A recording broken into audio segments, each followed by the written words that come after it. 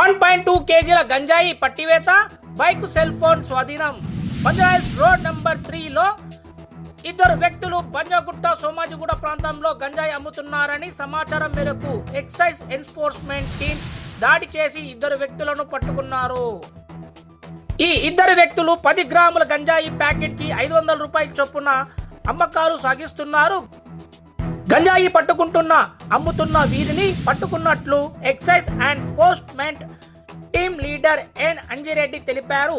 వారి వద్ద నుంచి 1.2 కేజీల గంజాయిని స్వాధీనం చేసుకున్నామని, వారి వద్ద నుంచి ఒక వాహనంతో పాటు 2 సెల్ ఫోన్లు సిబ్బంది స్వాధీనం చేసుకున్నారు. ఈ కేసుతో సంబంధం ఉన్నటువంటి మరో ఇద్దరు వ్యక్తులను రితేష్, సునీల్ సింగ్ ని పరారులో ఉన్నట్లు తెలిపారు.